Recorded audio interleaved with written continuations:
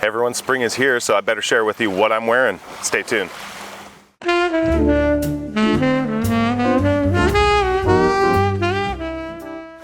Y'all, I am in hell. This is the third time that I am recording this video because I keep having technical issues.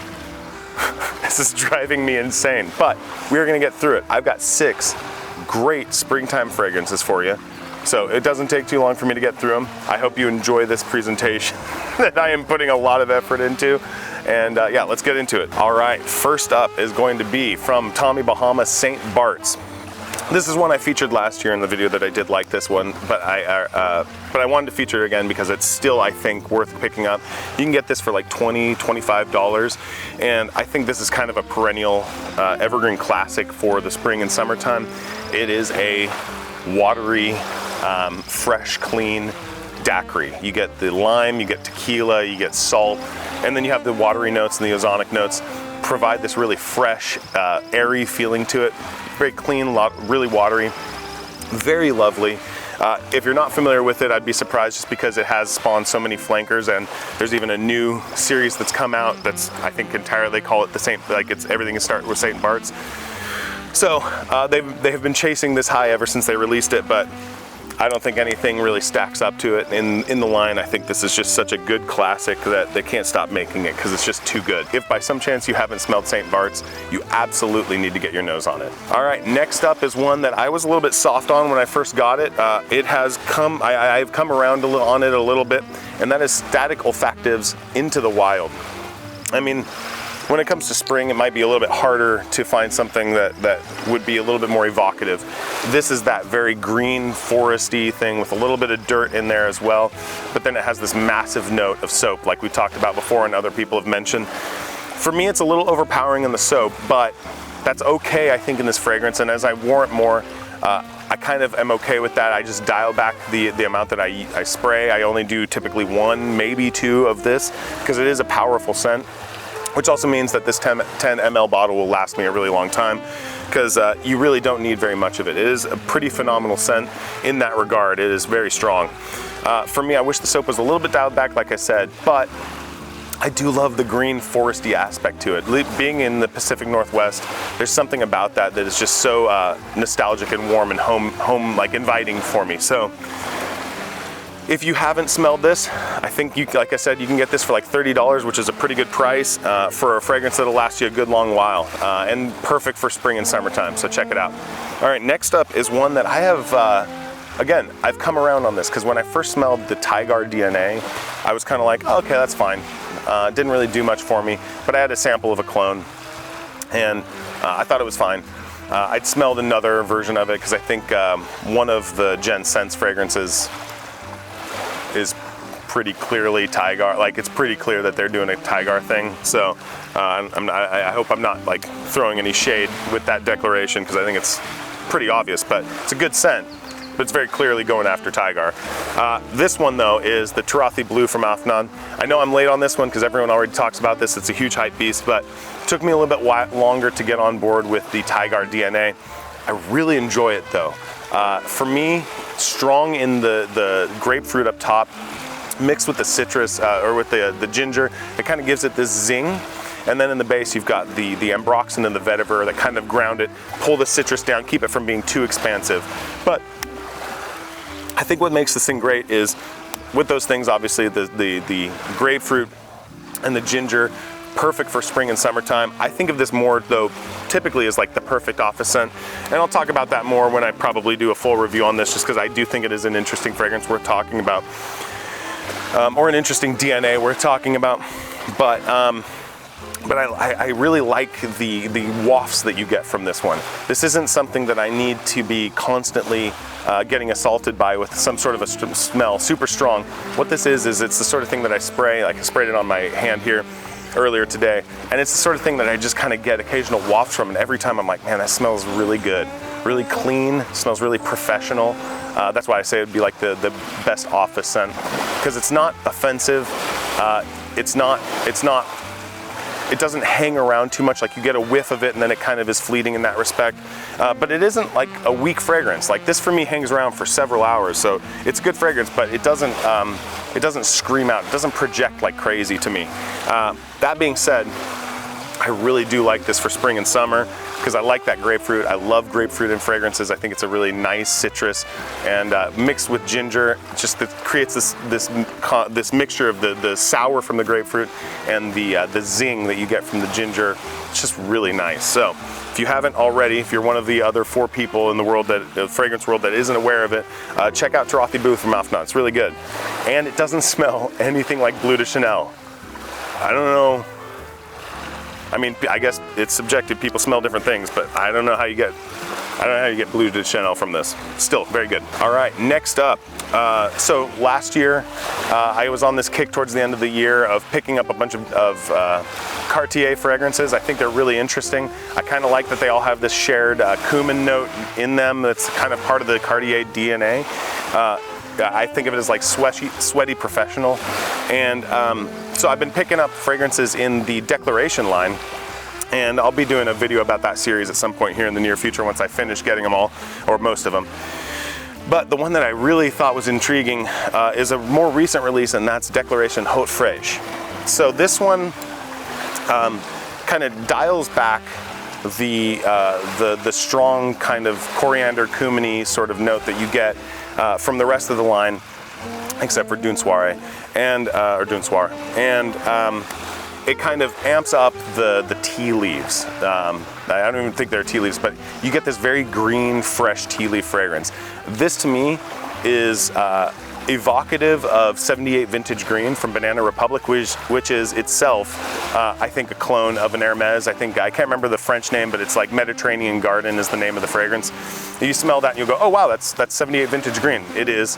And this is kind of taking that DNA and doing something a little bit more masculine with it, I think. It's kind of amping up those traditional notes that you would think of as masculine, but it still has that thing that I really enjoyed from Vintage 78 Green, which is like sticking your face into ice water that has like green tea leaves and a little bit of sugar floating around in it. It's got this sweet sort of cold iced tea fragrance going on. It's just such a fresh, clean green fragrance.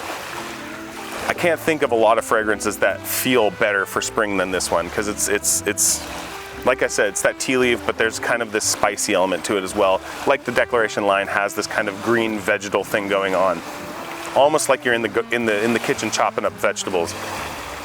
But this one, a little bit of dirt there as well, because I think that's with all of them. The original Declaration I described as kind of like a person in an office who has like sleeve tattoos, but they wear long sleeve shirts, you know, so you don't know they're there unless you get close and they roll up their sleeves. I think Declaration is one of those things that when you smell it out in the air, it's kind of just this nice, clean, masculine sort of smell. And it's not until you get up close that you get more of those like sweaty notes that I'm talking about. Like I said though, this one has a lot less of that. This is much more of just a green, fresh fragrance. So if you have smelled other Declarations, haven't been wild about them, this one might be worth checking out. If you're a fan of 78 Vintage Green, this one is absolutely worth checking out, especially if you felt like maybe 78 Vintage Green was a little bit too unisex or maybe even feminine. I don't personally have that problem with it. I love it, but I do have a friend whose wife tends to like things that are, like for herself, she tends to like things that are more on the masculine side. And she's a big fan of that original Hermes. So I'm going to be seeing them at some point here in the near future, and I've been talking to her about this one because I think this might be exactly what she's looking for, because it takes that DNA and kind of butches it up a little bit, I think is a good way to describe it. Absolutely worth checking out. Beautiful scent, Declaration Haute Fraîche. Second to last here, I've been picking up more from this house. I've got a few videos of covering their stuff, and I'm a big fan, as you know, from those.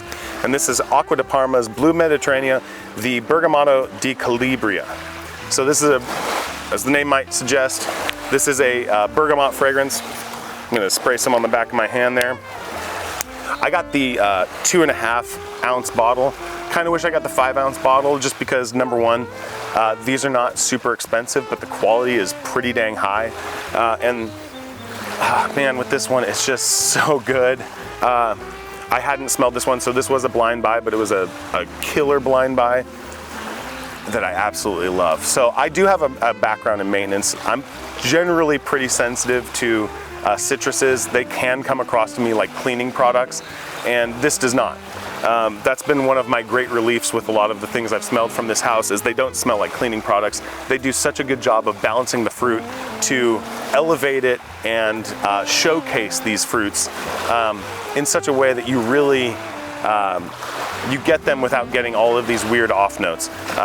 Unfortunately for me, Terre de Hermes kind of does come a little bit off like a cleaning product. I know everyone talks about that one a lot, but I've really enjoyed my time smelling Acqua di Parma house products, just because they do such a good job of transporting you somewhere. Another one of my favorite houses is Dies and Durga, and they talk about fragrance being armchair travel, and I think that's a great description, because this to me just feels like all of the best parts of the bergamot, none of the downsides. Very green, bright citrus fragrance, and excellent for spring and summer. I don't know if there's a better house for spring and summer than Acqua di Parma, because everything you smell from them, especially in this line, in the spring and summer, is going to really just be invigorating, bright, fresh, clean, lovely. And this is not any different. Like the others in this line, it's not insane with the performance. You can't expect it if it's going to be a citrus, like heavy fragrance. Obviously, those are the most volatile or some of the most volatile aroma compounds, so they will disappear. That being said, like the rest of Acqua di Parma, very reasonably priced, especially at discounters. So you can get just massive quantities of this for a very reasonable price. I will be getting more of these because I think Acqua di Parma is one of the best examples of value, but not in a cheap sense. I mean value as quality mixed with price. So you are getting more than you're paying for, I think, with Acqua di Parma, just because the quality is so high. So with these, like with all Acqua di Parmas, I don't worry about overspraying. You know, it's like a 3 or 4 hour fragrance for me before I would need to reapply. But I just do that liberally because, again, there's nothing that's off-putting about this. Like, even people who don't like fragrances, to them it just smells like a bright citrus fresh fragrance, and it's really, really lovely. So Bergamotto di Calabria, check it out. All right, rounding it out for the third time, one of my absolute favorites that I've been obsessed with recently, and that is Saint Vetiver from Dies and Durga. This is the second full bottle from the house that I've bought, following Cowboy Grass, which is still probably my favorite fragrance of all time. This one, another vetiver fragrance. Like Cowboy Grass is largely a vetiver fragrance. This one is too, but this is like, if Cowboy Grass is like a tumbleweed in the Southwest with sagebrush and all that stuff, this is, as has been described by the brand, this is like standing on a yacht in the Caribbean with a straw hat and like a rum drink in your hand. Like, there is rum in this. There's the vetiver, obviously, but there's like cane sugar. Straw hat, I think, is one of the things they talked about as well. And so you get this this kind of sour orange, I think, in the top. So it's not insanely citrusy, but it is bright and clean, and it keeps the rum from making it too heavy or too dark. Like maybe a spicy rum fragrance could potentially go. This is not that. This really does feel like a very, very rich vacation to me. This is like something that I would expect to smell on a rich person in the Caribbean. It feels like that. And if you smell this, I think you'll know exactly what I mean. Like, it's just like, you're gonna smell it and it will, like they talk about, this is the brand that does the armchair travel.